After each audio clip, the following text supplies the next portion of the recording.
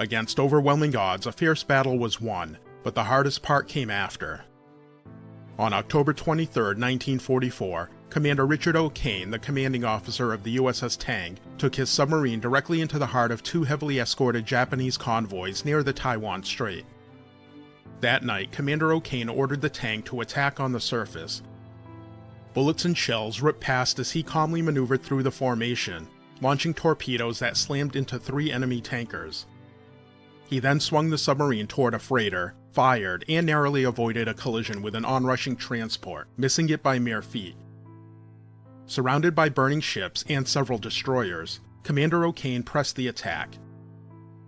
With enemy fire bursting all around, the Tang fired more torpedoes, crippling 2 more enemy ships before breaking clear.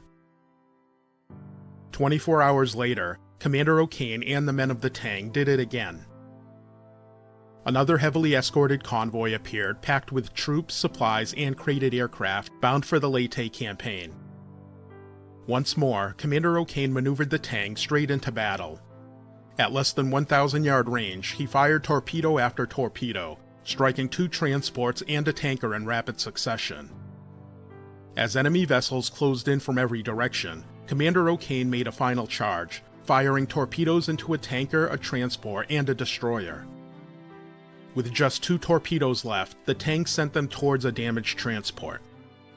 The first found its target, but the second torpedo malfunctioned and circled back towards the Tang.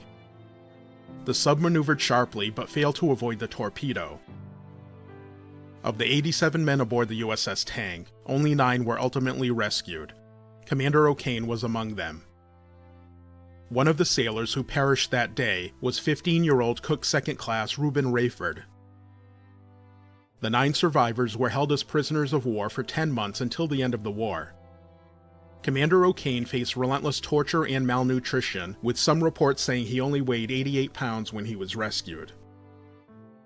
For his actions during the attacks on the vital Japanese shipping convoys, Commander Richard O'Kane was awarded the Medal of Honor. Richard O'Kane continued his service in the Navy until 1957, when he retired as a Rear Admiral.